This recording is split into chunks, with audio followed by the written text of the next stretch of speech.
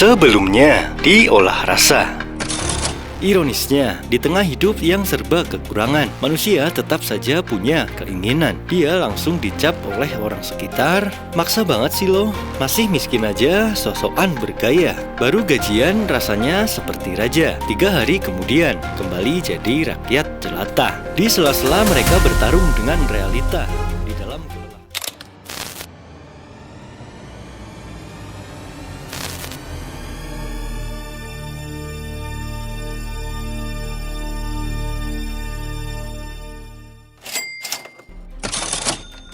Terkadang, atau malah sering, kamu merasa malas yang luar biasa. Padahal hari baru dimulai, tapi tubuh terasa berat dan kepala rasanya penuh.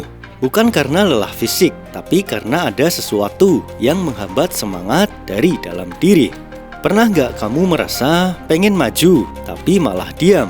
Semangatmu seperti padam, rasa malas menghantui. Padahal kamu tahu, kamu bisa lebih dari ini. Tapi kamu belum punya alasan untuk bangkit. Rasa malas itu seperti hantu yang tak terlihat. Ia tak punya suara, tapi bisa membungkam semua rencana. Ia tak punya tangan, tapi bisa menarik kita kembali ke zona nyaman. Dan yang paling berbahaya, rasa malas datang tanpa permisi. Kadang pagi hari, saat niat baru mulai ditata. Kadang siang hari, di tengah pekerjaan. Atau malam hari, ketika seharusnya jadi waktu yang paling mujarab untuk berkreativitas. Kita sering bertanya, kenapa kita merasa begini?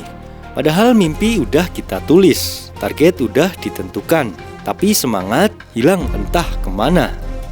Malas bukan cuma soal nggak bergerak. Malas adalah pertarungan antara akal dan hati, antara niat dan kenyamanan. Di satu sisi, kita tahu apa yang harus dilakukan. Tapi di sisi lain ada rasa yang menahan, seolah berkata, nanti aja deh. Dan yang ironis, kita seringkali mengalah. Kita tahu itu salah, tapi tetap dituruti. Rasa malas ini bisa muncul bahkan di tengah kesibukan, di tengah rapat, di tengah tugas, di tengah perjuangan yang seharusnya membawa kita ke tujuan. Karena malas itu bukan tentang aktivitas fisik, tapi lebih dalam tentang jiwa yang kehilangan arah dan makna. Pernah gak kamu merasa lelah, padahal seharian gak ngapa-ngapain? Itu karena lelahnya bukan di badan, tapi di dalam pikiran. Karena ketika hidup hanya dijalani tanpa tujuan, saat semangat tidak menyala, kita hanya bergerak karena kewajiban, bukan karena panggilan dari hati. Dan disitulah kita mulai kehilangan makna dalam melakukan berbagai hal. Tapi kehidupan yang harus tetap berjalan, tidak membiarkan kita terus-terusan terjebak di titik itu. Akan selalu datang sesuatu, seseorang, sebuah tantangan, bahkan mungkin seorang musuh. Kadang kita memang butuh musuh, bukan musuh dalam artian literal, tapi seseorang atau sesuatu yang mendorong kita untuk bangkit. Karena kenyataannya, banyak dari kita baru akan bergerak ketika disindir, baru bangkit ketika dibandingkan, baru berubah ketika disakiti. Musuh itu hadir bukan untuk menghancurkan, tapi untuk membangkitkan. Seperti bara api yang harus dihempas oleh angin agar bisa menyala. Ketika seseorang meragukan kita, hati ini terbakar. Ketika ada yang berkata kita nggak bisa, ada getaran yang timbul dalam dada. Dan dari situlah semangat akan muncul. Bukan karena dendam, tapi karena ingin membuktikan bahwa kita lebih dari apa yang mereka pikirkan. Mungkin kamu pernah punya guru yang meremehkan, teman yang menyepelekan, atau keluarga yang tidak percaya dengan apa yang sedang kamu kerjakan. Justru dari sanalah akan lahir kekuatan yang tersembunyi, terpendam jauh dalam diri. Kita juga sering merasa terpicu saat melihat orang lain jauh lebih maju, lebih sukses, lebih hebat. Dan biasanya yang pertama muncul bukan semangat, melainkan rasa iri. Namun jika kita berani jujur pada diri sendiri, rasa iri itu bisa jadi pintu menuju pertumbuhan. Karena di balik rasa tak nyaman itu, ada kekaguman yang tersembunyi. Kita ingin seperti mereka, kita juga ingin bisa melakukannya.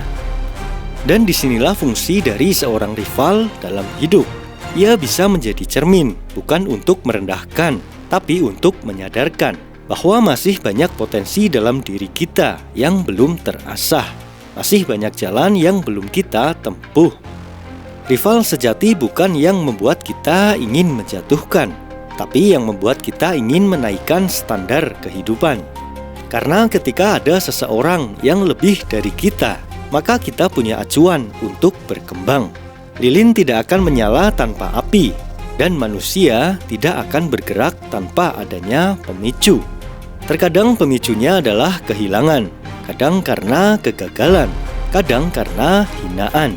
Tapi seringkali pemicu terbesar justru datang dari rasa telah bosan dengan kemalasan. Kita mulai jenuh dengan hidup yang stagnan. Kita mulai merasa hidup kok gini-gini aja. Dan dari situ kesadaran mulai muncul. Kita mulai sadar bahwa diam terlalu lama itu melelahkan. Dan memutuskan untuk bergerak. Meskipun berat, namun akan terasa lebih bermakna. Kamu gak harus menunggu dunia berubah lebih dulu. Kamu hanya perlu menyalakan lagi api dalam dirimu. Menyalakan niat, nyalakan impian. Dan terkadang, cara menyalakan itu adalah dengan melihat jauh ke depan. Melihat siapa yang sudah lebih dulu berlari. Biarkan itu jadi alarm pengingat bahwa kita juga bisa melakukannya. Mau sampai kapan kamu biarkan rasa malas menahan langkahmu? Mau sampai kapan kamu tenggelam dalam pikiran bahwa kamu belum siap? Kamu gak harus langsung sempurna. Kamu hanya perlu bergerak pelan-pelan, sedikit demi sedikit, tapi pasti. Bangkit bukan soal siapa yang paling cepat, tapi siapa yang gak berhenti, walau semangat sering padam.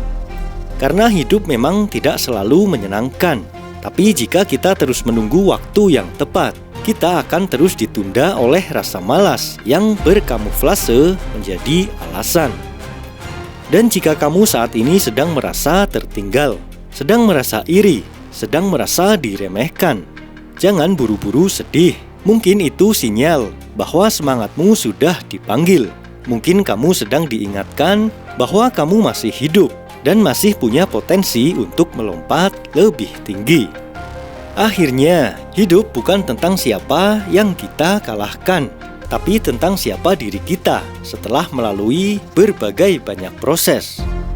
Kita akan menemukan bahwa yang paling layak dilawan bukan musuh di luar sana, tapi rasa malas di dalam diri sendiri. Rival bukan untuk dijatuhkan, tapi dijadikan referensi bahwa kita juga bisa.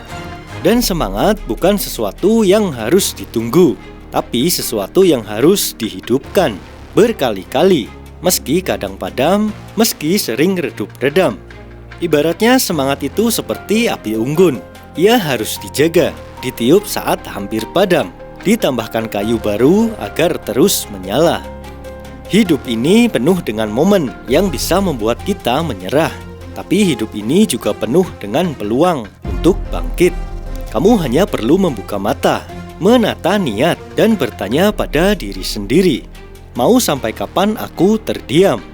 Karena dalam diam yang panjang, kadang kita hanya butuh satu pukulan dari kegagalan, dari ucapan orang lain, atau dari diri sendiri untuk akhirnya berkata, cukup, aku harus bergerak. Rasa malas itu wajar, tapi membiarkannya tumbuh itu adalah pilihan. Rival dan musuh itu tak terhindarkan, tapi menjadikannya penyulut semangat, itulah kekuatan. Dan semangat bukanlah hadiah, tapi hasil dari keberanian kita melawan rasa nyaman. Kamu lebih kuat dari yang kamu kira.